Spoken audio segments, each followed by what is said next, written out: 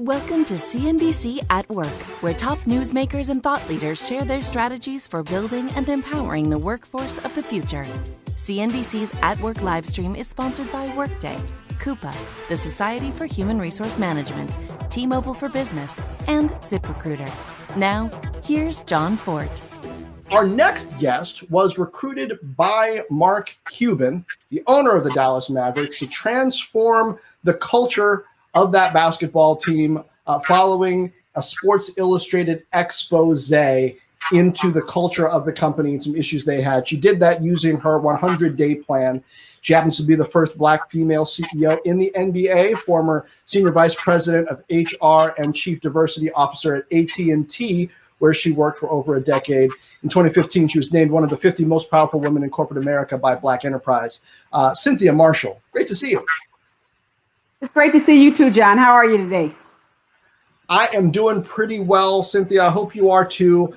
And, you know, we're just talking to Bill McDermott about the imperative to work on culture during this time. And when I think about organizations that punch above their weight when it comes to culture, boy, teams like the Dallas Mavericks are certainly right in there because, I mean, your brand's all over people's backs. People are passionate about the team, whether you're winning or whether you're not. People know the names of your employees around the world. Yes. How has our current context changed the way you as a CEO think about the future of brands?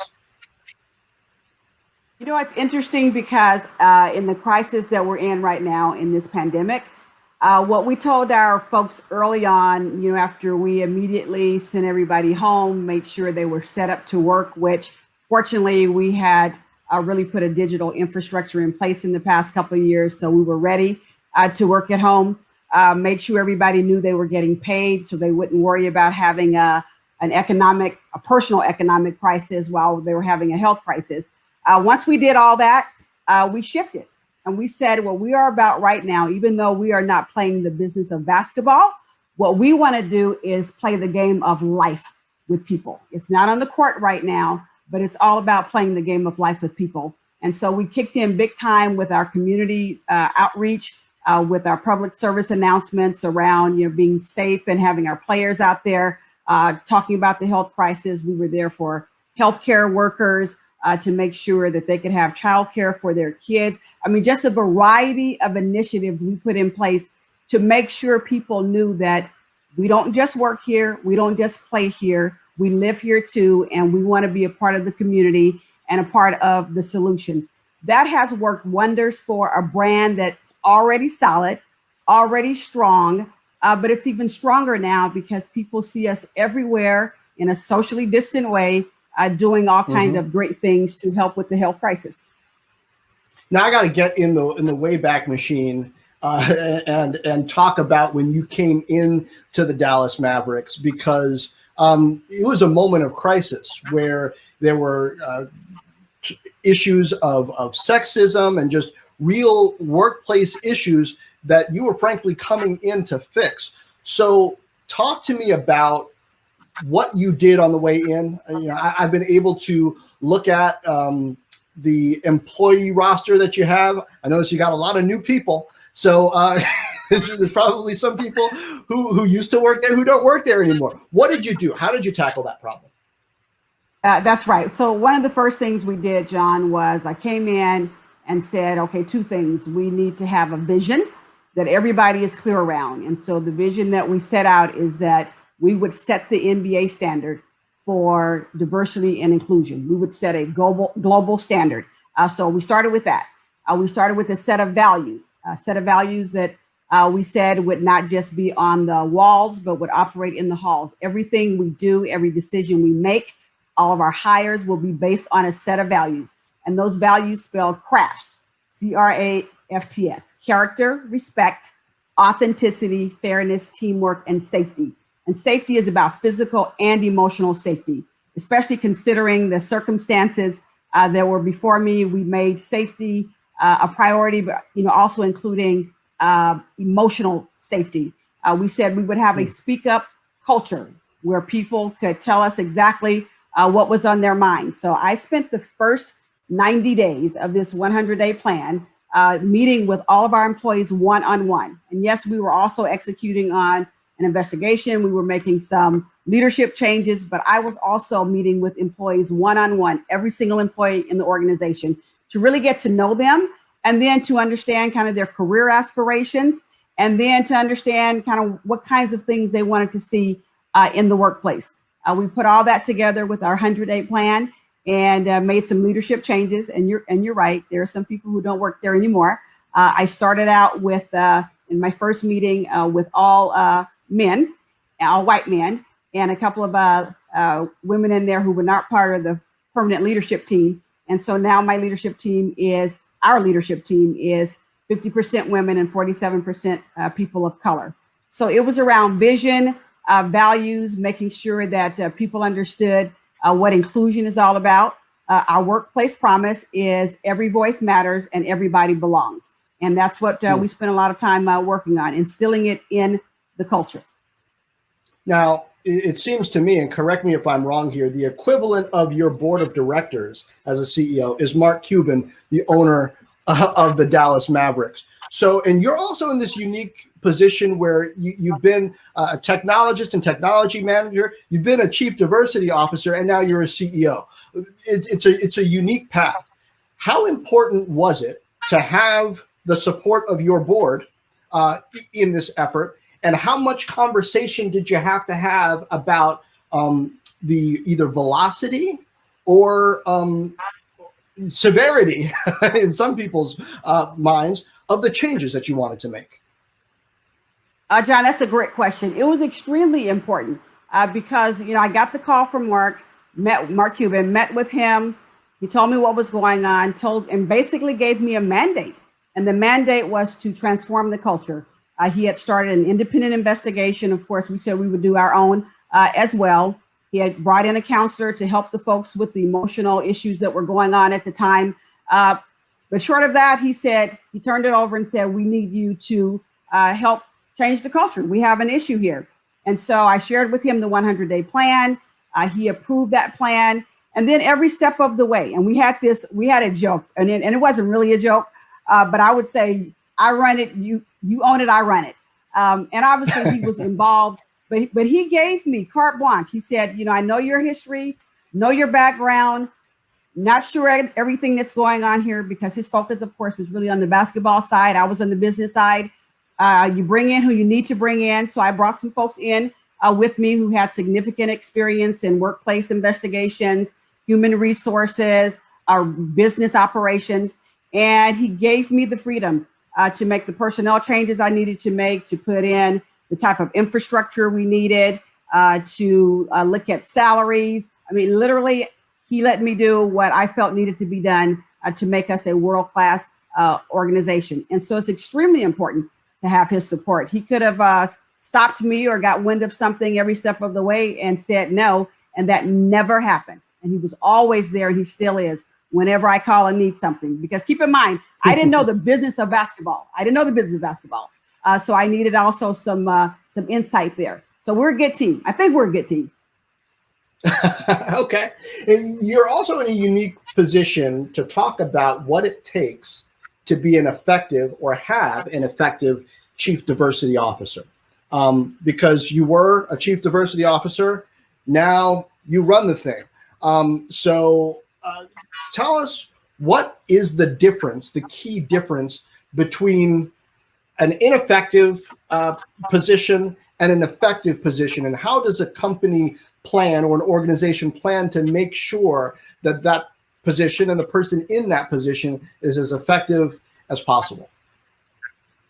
I think one of the things that worked in my favor is that I worked for AT&T for 36 years. And I ran large businesses for AT&T. I ran a state for AT&T. I worked all over our business, technology, staff, line, you name it. So I had a variety of experiences. And my very last job at AT&T was the Senior Vice President of Human Resources and the Chief Diversity Officer. So I think having all that business experience and having leadership experience and leading large teams was very helpful for me as a Chief Diversity Officer. really understanding the business, but also understanding what it takes to really drive a cultural change, how to really get employees engaged, how to assess your workplace culture, how to get people excited about change, even people who normally don't like change. So I think to be very effective, you have to have a plan. You have to have a plan. Tell me more about why. Tell me more about why that specific background was so important, because there's a lot of assumptions I could make about that. But was it about when you needed to make the ask to senior leaders to make changes? Was it about your credibility within the organization because of what you had worked on in the past? Was it about knowing the culture of AT&T and which levers you had to pull to really get things done, or all of that? What was the key to having the background and the knowledge that you did? John, it was all of that. And I think when you look at our 100-day plan, some people think it was just about going in and making a few moves and dealing with the investigation and asking some people to leave. But our plan was about putting in a complaint process and a hotline and all that so that we can model zero tolerance and to show people that we meant business about living up to our values. It was about putting a women's agenda in place and understanding what that meant to empower, encourage, and elevate women, and how you drive those kind of changes to the point where everybody, including the men, will embrace having women in leadership and sponsorship program, mentorship programs, et cetera. It was also about really looking at operational effectiveness. I mean, I have, yes, I had to deal with the initial issues, but I have a business to run, P&L responsibilities. And fortunately, I know how to do that. So the things that you need to do to look at how you pay your people, market-based compensation. We spent a lot of time looking at that, looking at staffing, talent management, looking at what it takes to actually assess our fan base and what are we going to do around marketing, looking at the sponsorship aspect of it. How do we create partnerships? And then looking into the future. Fortunately, I had a technology background. I have a technology background. So understanding how technology can drive our work practices and how we put our product out there to the fans. So you need to know all of that to run a basketball team. And so fortunately, it worked for me.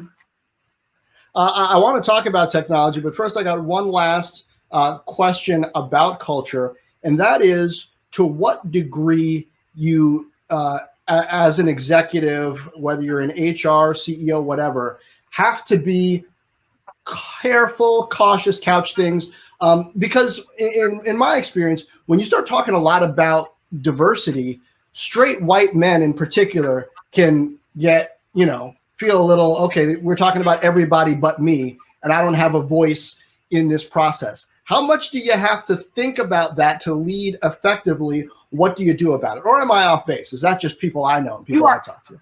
You are not off base. It is so critical. In fact, recently I had, we're having these coffee with scent sessions, and I had one with all the men in my organization. And we have our employee resource groups, or our affinity groups in place.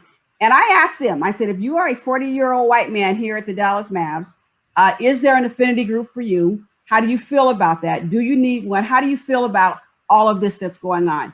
And we had a really good discussion about that. One of the things I think you have to do, you have to start with, what is the business case? There is a true business case for diversity. It's not that this is just a good thing to do. It's not just a moral imperative. There's a business case that says when you have a diverse group of people around the table and an inclusive culture, your financials are better, your employee engagement scores are higher, your customer satisfaction scores are higher, your productivity is better. And so what I did with my team, I took them through the business case. I went deep on all the research, all the studies, and then people get it because people come to work to be successful. Business leaders want to be successful. It's about the bottom line. Once you lay out the business case, then you have to start to educate and then engage people so that they can see how they can benefit from a diverse group of people, from a diverse group of suppliers, a diverse philanthropic program. And so we laid out the business case for all of that, and people embraced it. So did they get an affinity group? I mean, what do you do? Because that's kind of like That's kind of maybe an odd ERG to have, the 40-year-old white man ERG, even though there are a lot of basketball fans who fall into that category. So is it based on activity? How do you help everybody feel like they fit in? And let me tell you why I picked that one, because we started out and said, okay, we're going to have 4 employee resource groups, and we let the employees decide what groups we're going to have. And I come from a place where we had about 10. And so we started off, the Black Employee Network was already in place, so we strengthened that. We created the Women of the Mavs, so Women of the Mavs Empowering Network, so women. They wanted a Parents at Work group because we have a lot of parents of younger children. And then they wanted one if you're a new hire or kind of the young employee network. And so that's where they wanted to start. And it just hit me as we're having conversations and, working remotely and all that, and really, enhancing our diversity and inclusion strategy. Is it time now for more ERGs? We said we'd probably end up with about 8. Is it time to add more? And so I just put it to the men directly. I said, let me tell you a group that I think maybe we're missing. And so is it time to add one that you can fall in? Here was the beautiful response. They said, no, we are allies. Many of us are already in the other ERGs, and we're all working together. And so we don't feel a need for anything. We don't feel left out. That actually made me feel great because inclusion is something we focus on a lot. And I've said it before that there's a difference. Diversity is about the mix. It's about the makeup, what people look like, and some diversity you can't see. But for the most part, it's about the mix of people. Inclusion is about what you do with that mix. Do you make people feel like they belong? Is there a sense of belonging? And so we have focused on both. And I've always described it as diversity is being invited to the party. Inclusion is being asked to dance. You can have me sit at the table. You can invite me to the party. But if I'm on the sideline, then what good is it? And what the fellas told me is that they feel like they are dancing. They are right here in there with everybody else. And that's what we've been trying to create. Well, that's where the rubber meets the road is if you had a good time dancing at the dance. So I love that metaphor. Let's talk about the technology. 5 years ago, I would have never thought that we'd be talking about even a time period in sports where players are playing to empty arenas, or a time period where we're talking about streaming rights for platforms maybe competing with the traditional means for showing programming. As a leader and a technologist, what are the things that you're doing with the Mavs now to prepare for whatever you expect this to develop into 5 years from now? And I will tell you, John, we're in this pandemic, and so it's making us think very differently because right now, of course, we will not have fans in our arena. I mean, we're going to resume our NBA season, hopefully at the end of July, and everybody will be in Orlando. So right now, we don't have fans in the arena. And so what we are working on right now, we're working on contactless entry points. We're working on paperless ticketing, which we made some progress on that already. Digital currency, because even though it's in response to what's happening right now, we think that is the future. And we were already looking at some of that, how to create even a virtual experience, a better virtual experience in the arena and also at home. Consumption is going to be different. People watch our games, they experience our games from different devices in very new ways, and those ways will change over the next 5 years. So how do you meet the consumer where they are? How do we meet our fans? And our fans are different. I mean, they're getting younger, they're getting more diverse, more international.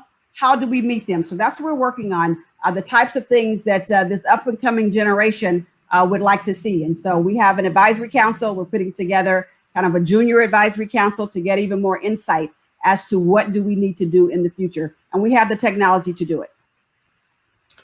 As you look at what the NBA is having to deal with during the pandemic, the plan for Orlando and playing games there, are there shifts that you have to make? Do you see the headlines about upticks in cases and think, well, we need to do something differently? Maybe we need to lobby the NBA to do things differently. How does that work from your seat and your role? I will tell you, Commissioner Adam Silver and his team and all of the franchise owners, all of us have been very focused on the health and safety of our players and our fans. That's number one. And so I was on a call last week where all of that is being monitored on a daily basis. I mean, we're making very smart decisions. The league is making very smart decisions based on the data. And one of the reasons we're not playing right now is because Commissioner Silver and others said from the beginning, it's about the data and not the date. If the data suggests it's not safe, we're not playing. And so right now, that's what we're looking at. And so I feel really good about the fact that when we start to play at the end of the month, that we will be playing because it is safe to be there. And so I feel great about all that. What we have to figure out, those of us who will be in our local markets, is how do we engage our fans? How do we engage our fans in a way that's safe? How do we engage our fans in a way that will make them want to view our games? So this is really going to be a test for us. You talked about what's coming in the future. In terms of viewership, we have an opportunity right now to figure out how to engage more fans than ever when our team is in Orlando and we are here in Dallas with our fans. So I'm actually really excited about it. Yeah. I don't know. We don't have all the answers. In fact, I was with our chief marketing officer on the phone for 2 hours last night. And so we have all these ideas that I can't tell you about. Maybe I'll come back and talk to you about them. You could. You're the CEO. It's going to be, well, I could. Okay. But we gotta narrow our little list of 20 down to just a couple that we're going to try. And so we don't know if we're going to try to, at least for right now, we decided we're not going to try to bring any people together because the cases are going up in Texas. We were hoping we'd be able to take some big venues, practice social distancing like we did with our Courageous Conversations. But now it's going to be virtual, at least for right now. So we're just trying to figure out what does that look like? How can we engage fans? Or is there a way to play some games, do some different things to make them want to watch? So all kind of ideas out there. And it's actually, okay, give me an idea. You could have the players play horse against each other, but virtually, right? So you can see where they are on a court, like if they got a court at home or wherever, and they're distanced properly. It's just them out there. But, here's this shot, and then they challenge their teammate to make that same shot, and then everybody gets to watch. I would watch that. Well, the NBA tried some of that. And you know what we're also doing? I know we're doing it here in Dallas. We normally have, our summer camp. So we have all these, different age groups of kids who come out and they have camps. We are doing our camps virtually right now. And so far, it is going over well. We have our coaches online. The kids are online. We're teaching them the drills, the moves, all that. Now, of course, we wouldn't have thought about doing that last year, but we're forced to do it this year. And so we're forced to operate in a very different way. And 2K, we have Mavs Gaming. So we have a 2K team.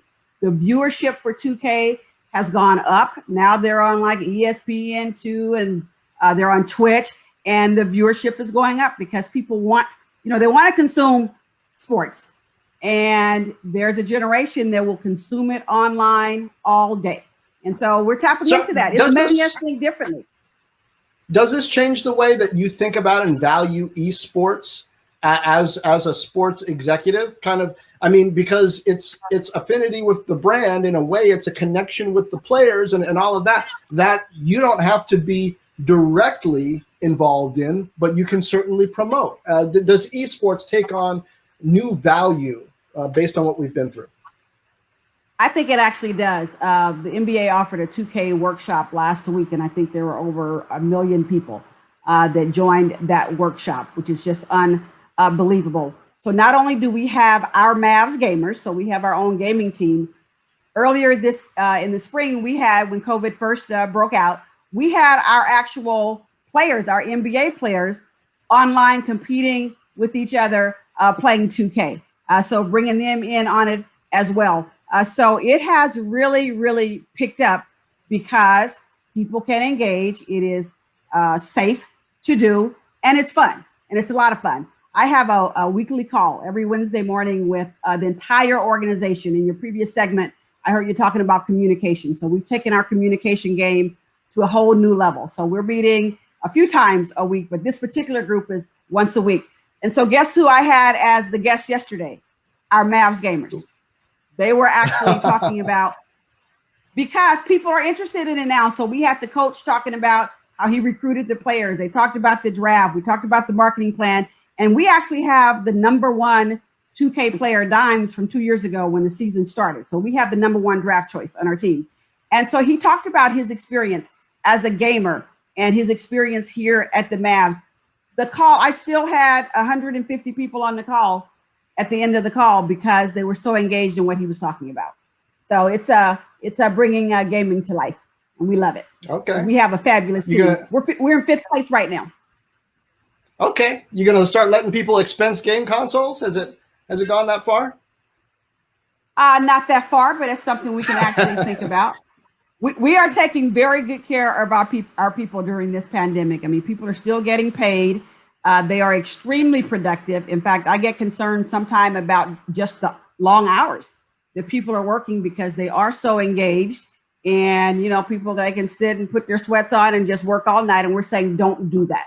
So we're trying to provide ways to make people kind of leave their computers and actually have some downtime. Mental health is a big concern of ours with people being isolated.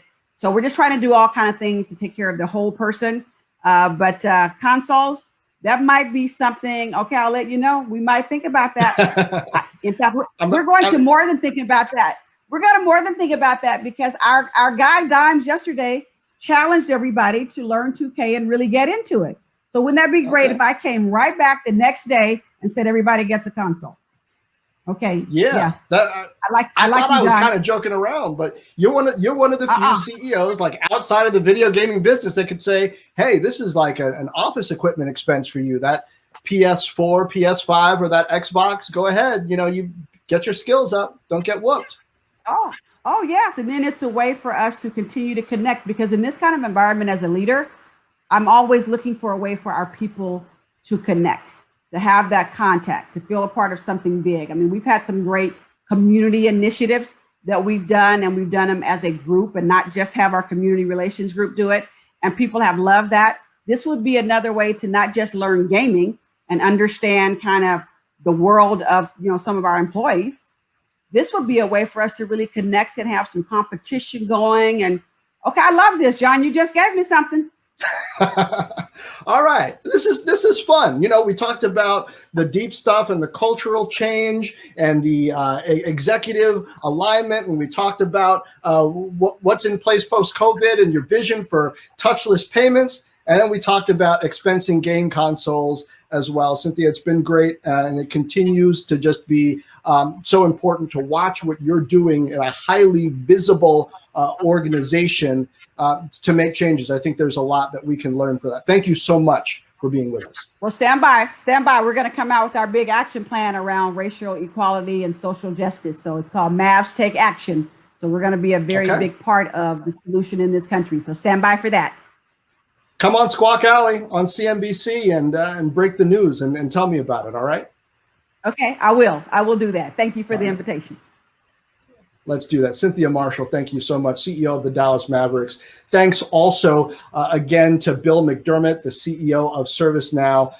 Thank all of you for being with us.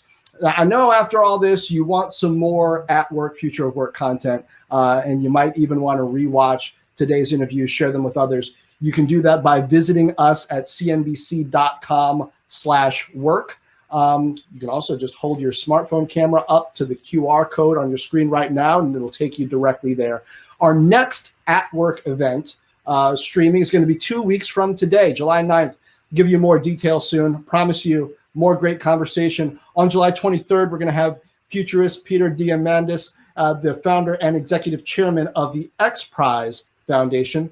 So stay in touch with us and with me. You can follow CNBC events on LinkedIn and on Twitter. You can follow me both places as well. LinkedIn at Jon Fortt. That's at JONFORTT on Twitter and on LinkedIn as well. Until next time, thank you for being with us. The future of work, it's coming.